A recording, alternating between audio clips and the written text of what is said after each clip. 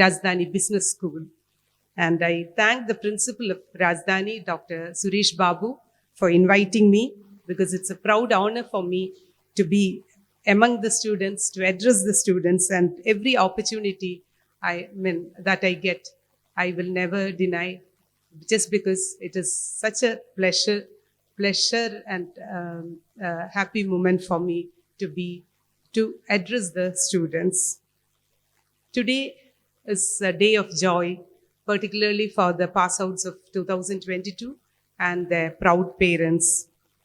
And MBA would have been a dream for you for the last 2 years till you got the degree, and you would have lived the 2 years, even though those 2 years were a little bit turbulent.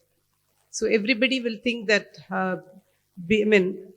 having passed during the pandemic times, the MBA pass outs of 2022 can be supposed to be the most affected batch of students, mainly because you couldn't get the face-to-face interaction much, and even the teamwork would not have happened to the extent that is expected of a course like MBA.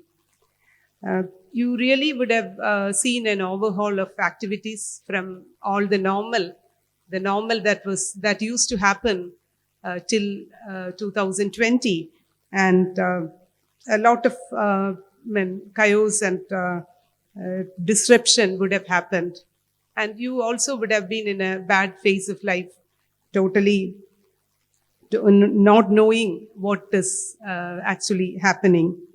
But as far as I understand, MBA is a course which is least affected during the pandemic, mainly because we have seen many successful executive MBAs happening all the time, much before the pandemic. So I think you are not that much affected, because MBA could effectively be handled even in the virtual mode.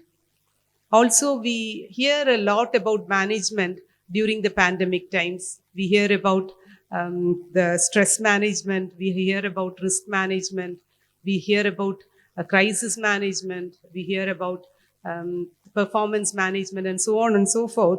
I think you would have got enough possibility for learning the different management tactics during the COVID times.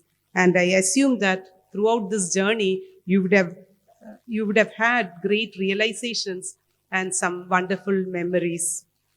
And as management professionals, you are expected to manage everything with high proficiency. So therefore, every institute that offers a management course is supposed to not just teach the students all the intricacies, all the details of the profession, but they need to make the students really stand out, as your chairman was mentioning. So there are a lot of features for standing out in a group and being managers, you need to stand out. So out of the n number of characteristics that a manager need, I'll just highlight 2 of them. So I may say that you need to focus on authenticity by being yourself, or being oneself actually. So as goes the word of Oscar Wilde, be yourself, everyone else is already taken. So what has worked for your friends, or what has worked for your family members, won't work for you, because when you have to be on your own while taking strategic decisions, since there is no one solution that fits all. And even for the same problem, there may be n number of solutions, and it is the success of a manager to choose the right solution depending on the situations and depending on the time. So you need to be on your own, and more than that, there is nothing wrong in taking strategic decisions that are totally different, new, or novel, mainly because you need to dare and experiment to be successful, as chairman was mentioning. And additionally, another point which I want to stress among the different things is you need to be proactive, and you need you need to be proactive in your workplace, whatever be your workplace, whether you are going to be an entrepreneur or whether you are going to work for some organization. Because start acting and be an asset to any organization if you have already started working or if you are starting to work. So at this juncture, I remember a story, a very known story, might be known to everyone, but I'm just telling this. The story is about an architect, but if you want, I can twist it to a manager also. No, I think architect may look more natural. So the story is about an architect who worked for a large organization for many years. And one day he was called by the board of directors and was given an assignment to build a model house in one of the luxurious parts of the city, a very premier location. And he was asked to spare no expense, to use best quality materials, to hire the superior laborers, even hire them from outside. And that was the demand they had because they wanted a classic house. So, as the work of the house began to progress, the architect began to think, who is going to know what goes inside the house? So, he started substituting with inferior materials, inferior laborers, hiring inferior laborers, of course, pocketing the difference.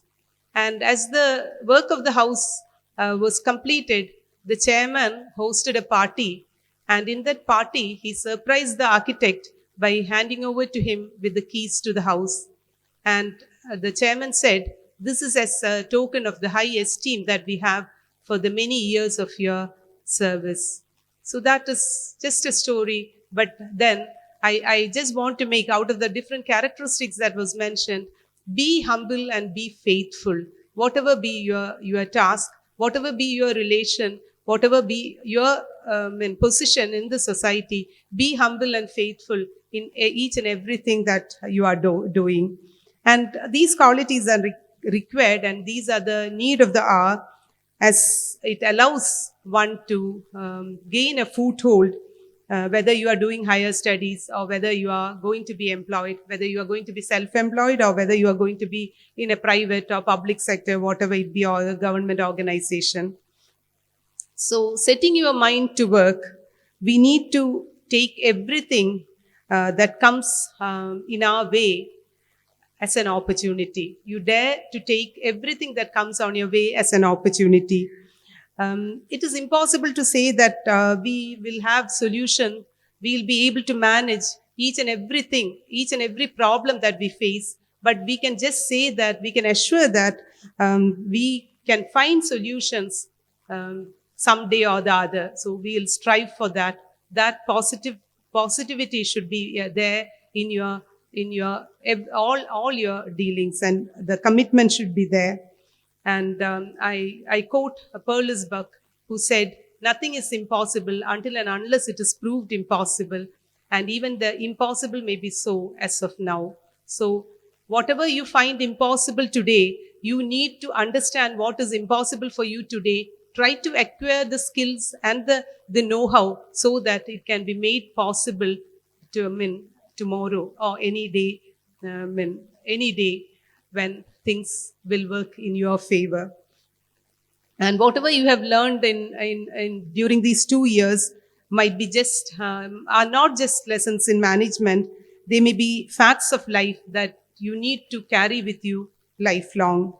And you would have created a network. You would have been, because you are in such an institution, you would have got many personalities here with whom you would have networked. It is not just a network of all the professionals, but instead there should be a bond of respect, a bond of friendship, a bond of gratitude, as was rightly pointed out earlier. So you need to have a gratitude towards the society. You need to have a gratitude towards your teachers. You need to have a gratitude towards your parents. You need to have a gratitude towards the institution. And because these are these interactions are going to be priceless and unforgettable in your journey of life. And you are now set to have a role as a future leaders of meeting the global challenges. And let me conclude by imploring the outgoing students of 2022 to have big thoughts, be optimistic in whatever you are doing. I join with your parents in their prayers for you, and may you all find happiness in whatever you are doing in your life. And I also take this opportunity to congratulate and wish the Rajadhani Group of institutions the very best.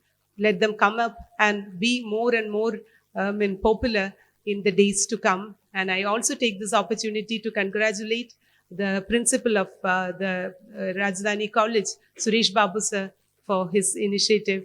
And thank you all, and thank you and good luck.